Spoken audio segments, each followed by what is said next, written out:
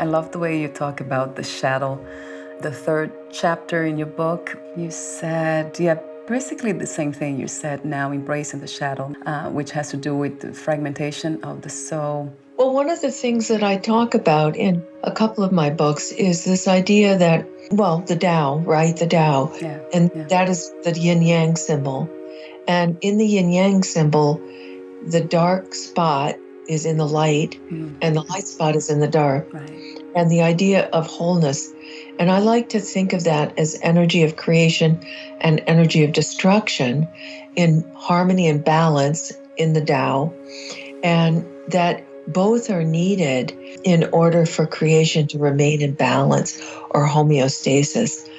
And what happens is that when people refuse to see the other side, and it doesn't matter if you are quote unquote living in darkness and evil, and you refuse to see the love and the light, you're out of balance.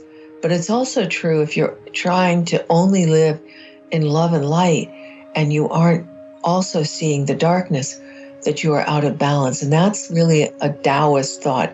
And Buddha was, as we know through the story of Buddha, was attacked by the demon Mara. And it was when he turned to Mara and he said, "I see you," that at that moment he achieved enlightenment.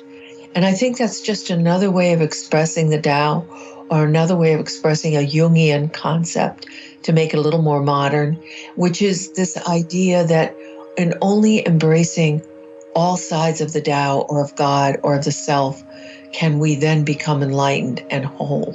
And so that's why I try to really be true to that, because I do think that what I have deemed these Hansel and Gretel candy houses that are just sugary, and they often lure in the little innocent children, but when they get inside, they tend to get in trouble.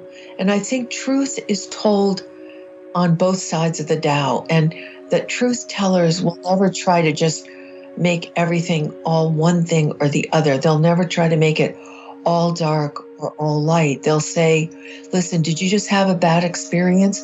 Let's find the gift, the lesson, and the blessing in the tragedy. If you're having something like winning the lottery, they'll say, wait a minute, you know that darkness sometimes comes through that much wealth. That's the Tao. So you can have a great thing like the lottery bring you to darkness, and you can have a great tragedy bring you to light. And I think that kind of wisdom is so important if we're to be at peace and whole.